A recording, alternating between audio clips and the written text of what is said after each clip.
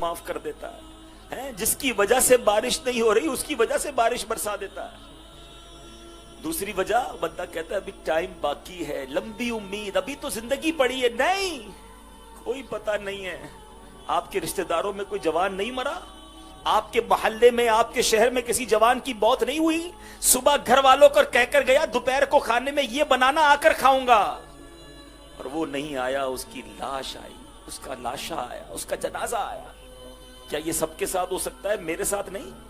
کیا مرنے سے پہلے گھر پہ کوئی نوٹس آئے گا کہ بھائی بدل جاؤ، 1 مہینہ رہ گیا ہے، توبہ کر لو پھر انتقال ہوگا؟ نہیں، آگاہ اپنی موت سے کوئی بشر نہیں، سامان 100 برس کا ہے، پل کی خبر۔ آپ کو پتا ہے آج اس وقت قبرستان میں گورکن قبر کھود رہا ہے، ہر وقت کھود رہے ہوتے ہیں نا، وہ کسی جگہ پر کفن دھو کر تیار ہو رہا ہوگا۔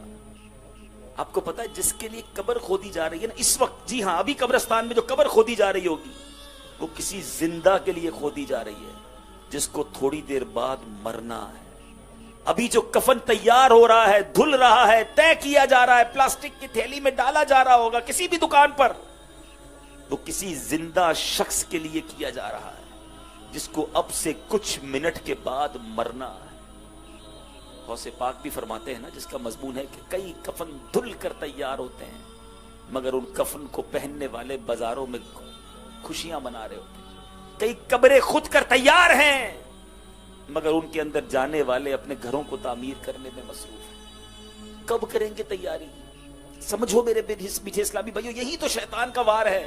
ہم سب کی پلاننگز ہے، ابھی 6 مہینے بعد یہ کرنا ہے، 1 سال کے بعد یہ کر لوں گا، 5 سال کے بعد گھر بنا لوں گا، 10 سال کے بعد بچی کی شادی کرنی ہے اور پھر جناب اس ملک میں شفٹ ہو جاؤں گا۔ 5 سال 10 سال کی پلاننگ ہے۔ اس پورے جدول میں، اس پورے شیڈول میں مرنے کی پلاننگ کہاں ہے؟ جس سے فرار نہیں ہے، جس سے بچ کر نہیں نکل سکتے۔ Everybody have to die, ہر شخص کو مرنا۔ الموت قدح کل نفس شاربوہا، موت ایک ایسا جام ہے جو ہر کسی نے پینا ہے۔ الموت باب کل نفس داخلوہا، موت ایک ایسا دروازہ ہے ہر کسی نے اس دروازے سے گزرنا ہے۔ پھر کیوں آنکھیں بند رکھوں؟ پھر کیوں توبہ نہ کروں؟ پھر کیوں نہ بدلوں؟ کیوں نہیں بدلتے؟ کیا مرنا نہیں؟ اور خدا کی قسم اگر بدلے بغیر مر گئے، اسی نافرمانی، اسی اللہ کو ناراض کرنے والی زندگی کے ساتھ چلے گئے، نمازیں قضا کرتے کرتے دنیا سے چلے گئے، حرام دیکھتے دیکھتے دنیا سے چلے گئے، حرام سنتے سنتے دنیا سے چلے گئے، حرام بولتے حرام کھاتے ہوئے دنیا سے گئے، سوچو اگر رب ناراض ہوا تو بنے گا کیا؟ قبر میں جس کے کیڑے مکوڑے ہوں گے کیا بنے گا؟ آج ہمارے اوپر ابھی کوئی کیڑا گرا دے ہم فوراً اٹھ جاتے ہیں، کوئی کہتا ہے یار پیچھے آپ کے کیڑا ہے، ہم فوراً کھڑے ہو کے جھاڑنے لگتے ہیں۔ مردے کی آنکھ اور ناک اور کان میں کیڑے جائیں گے، وہ ہاتھ بھی نہیں لا سکے گا۔ سوچا وہ تکلیف، وہ وحشت کیسے برداشت ہوتی؟ کیوں توبہ نہیں کرتے؟ اے میرے میٹھے اسلامی بھائیو، یاد رکھیے جہاں میرے رب کی رحمت بہت بڑی ہے نا، وہاں وہ قہار بھی ہے، وہاں وہ جبار بھی ہے۔ وہ جب پکڑتا ہے، جب وہ سزا دیتا ہے تو پھر انسان کچھ نہیں کر سکتا۔ کچھ لوگ اس لیے بھی گناہوں میں پڑے ہوئے رہتے ہیں، بدل نہیں پا رہے ہوتے۔ اللہ معاف کرنے والا ہے، ارے بہت کریم ہے۔ ابھی تو بیان میں سنا سارے گناہ معاف کر دے گا۔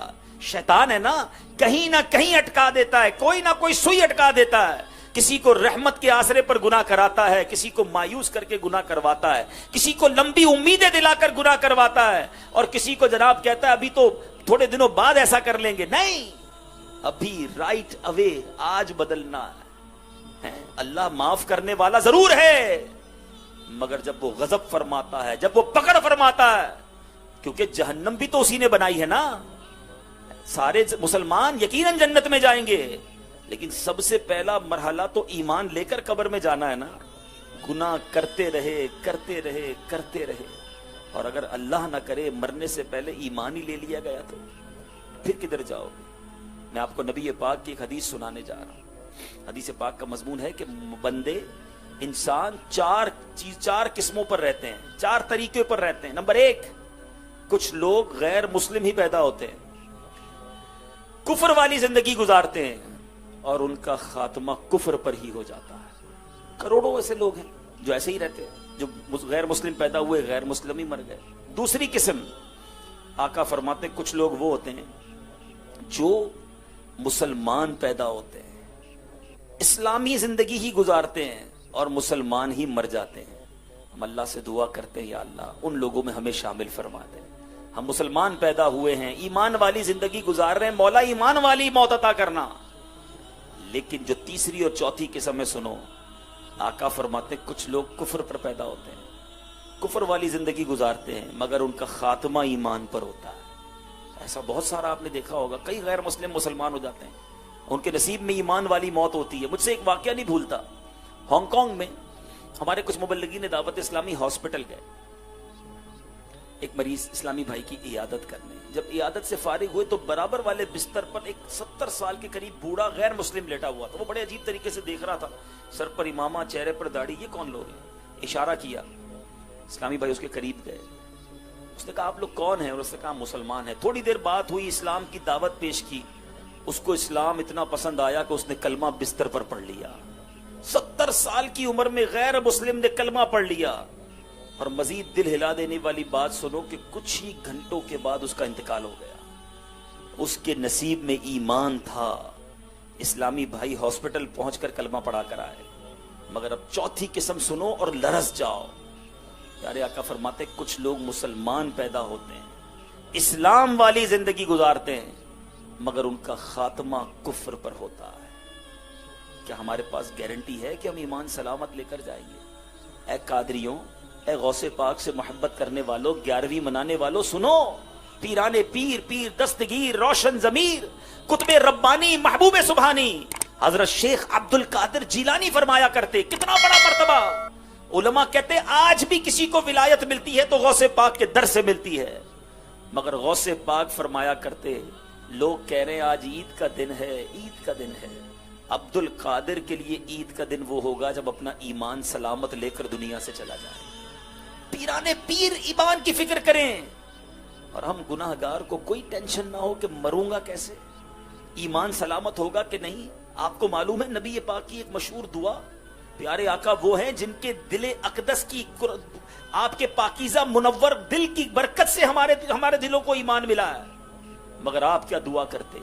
یا مقلب القلوب ثبت قلبی علی دینک، اے دلوں کو پھیرنے والے میرے دل کو اپنے دین پر سلامتی عطا فرما۔ آقا دعا فرماتے، میرا اور آپ کا حال کیا ہونا چاہیے تھا؟